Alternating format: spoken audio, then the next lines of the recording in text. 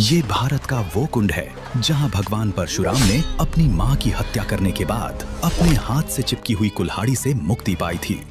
ये कथा है महान ऋषि जमदग्नि और उनकी धर्मपरायण पत्नी रेणुका की। कहा जाता है कि रेणुका प्रतिदिन नदी से कच्चे मिट्टी के घड़े में जल भरकर लाती थी। आश्चर्य की बात ये थी कि घड़ा बिना पके होने के बावजूद कभी टूटता नहीं था। ये उनके सतीत्व और तप की शक्ति थी। उनके 5 पुत्र थे, जिनमें सबसे छोटे थे विष्णु अवतार भगवान परशुराम। एक दिन नदी तट पर जल भरते समय रेणुका की दृष्टि कुछ गंधर्वों पर पड़ गई, जो जल में आनंद क्रीड़ा कर रहे थे।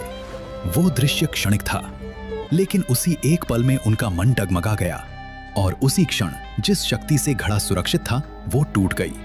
घड़ा टूटते ही रेणुका समझ गई कि उनसे चूक हो गई है। जब वो आश्रम पहुंची तो ऋषि जमदग्नि अपने तपोबल से सब कुछ जान चुके थे। क्रोध में आकर उन्होंने अपने पुत्रों को आज्ञा दी, अपनी माता का वध करो। चारों बड़े पुत्र इस आदेश को सुनकर स्तब्ध रह गए। उन्होंने इनकार कर दिया। ऋषि का क्रोध और बढ़ा और उसी क्षण चारों पुत्र पत्थर में बदल दिए गए।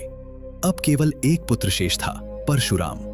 उन्होंने इसे व्यक्तिगत निर्णय नहीं बल्कि पिता की आज्ञा और धर्म माना। भारी हृदय से उन्होंने अपनी कुल्हाड़ी उठाई और माता रेणुका का वध कर दिया। पुत्र की आज्ञाकारिता से ऋषि जमदग्नि प्रसन्न हुए और वरदान मांगने को कहा। परशुराम ने कोई शक्ति नहीं मांगी, कोई राज्य नहीं मांगा।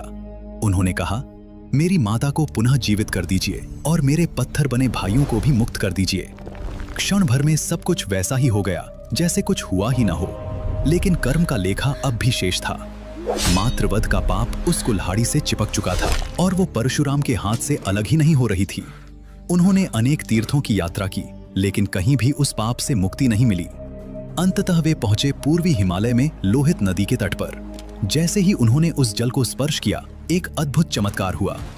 कुल्हाड़ी अपने आप उनके हाथ से गिर पड़ी। यही स्थान आज अरुणाचल प्रदेश में परशुराम कुंड के नाम से जाना जाता है।